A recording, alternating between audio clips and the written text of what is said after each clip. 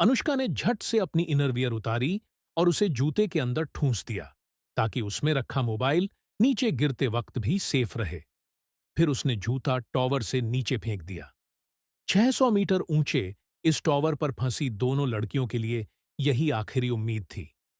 नीचे जमीन पर जूता गिरते देख रिया ने थोड़ी राहत की सांस ली, मगर उसके दिल में अब भी डर था। पता नहीं मैसेज पहुंचा भी या नहीं। उनके पास अब बस इंतजार करने के अलावा और कोई रास्ता नहीं बचा था। रिया ने दूर तक नजरें दौड़ाने के लिए बिनॉक्यूलर उठाया। तभी उसने देखा, टॉवर के नीचे एक आदमी खड़ा है। दोनों ने जोर जोर से हेल्प के लिए चिल्लाना शुरू किया, मगर इतनी ऊंचाई से उनकी आवाज सुन पाना मुमकिन ही नहीं था। आदमी तो कुछ सुन न पाया। हाँ, उसके साथ आया कुत्ता जरूर सतर्क हो गया, लेकिन आदमी ने उसे डांट कर घर भेज दिया और खुद वहां से जाने लगा। नेहा घबरा गई। उसने तुरंत अपना जूता उतारकर नीचे फेंका ताकि कम से कम आवाज से आदमी का ध्यान जाए। किस्मत अच्छी थी। जूता लोहे के फ्रेम से टकराया और जोरदार आवाज हुई। आदमी रुक गया। दोनों ने फिर से पूरी जान लगाकर चिल्लाया, लेकिन वो अब भी कुछ नहीं सुन पाया। जब वो जाने ही वाला था, नेहा ने आखिरी उम्मीद पकड़ने के लिए सिग्नल गन निकाल ली, लेकिन रिया ने उसे रोक दिया, क्योंकि उस वक्त आदमी की नजर उनकी डायरेक्शन में नहीं थी। फिर अचानक उन्होंने देखा, आदमी पास खड़ी कैरावैन में ग्रिल सेटअप कर रहा है। दोनों ने तय किया कि रात होने पर सिग्नल फ्लेयर चलाएंगी। रात ढलते ही नेहा ने फ्लेयर दागा। लाल रोशनी ने सच में आदमी का ध्यान खींच लिया। रिया ने भी फोन की फ्लैशलाइट जलाकर हिलाना शुरू किया। आदमी अपनी गाड़ी उनकी तरफ बढ़ाने लगा। दोनों खुश हो गईं कि अब तो बच जाएंगी।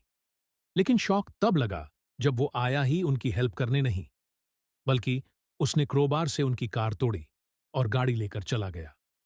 ये देखकर दोनों दंग रह गईं। उम्मीद की जगह गहरी निराशा आ गई।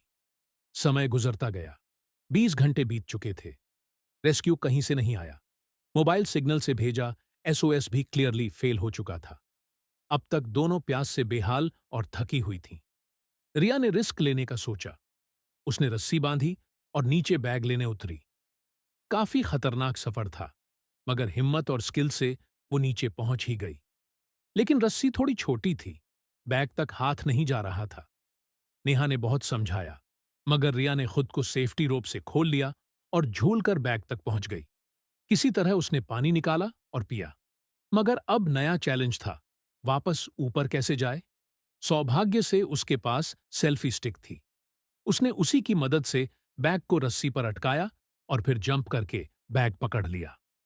नेहा ने पूरी ताकत लगाकर रस्सी खींची और धीरे धीरे रिया को ऊपर ले आई। बैग में उन्हें पेन और पेपर भी मिला। उन्होंने टावर का लोकेशन लिखकर ड्रोन पर चिपकाया और होटल की ओर भेज दिया। मगर ड्रोन की बैटरी बीच रास्ते में लो हो गई। रिचार्ज करने का कोई ऑप्शन नहीं था। तभी रिया को टावर की सिग्नल लाइट दिखी। नेहा चोटिल होने के बावजूद ऊपर चढ़ी और किसी तरह लाइट के सॉकेट से ड्रोन चार्ज करने लगी। बीच में वो गिरते गिरते बची और एक वल्चर ने तो उसे शिकार समझ लिया। डर से कांपते हुए भी उसने हिम्मत की और ड्रोन फिर होटल की ओर भेजा।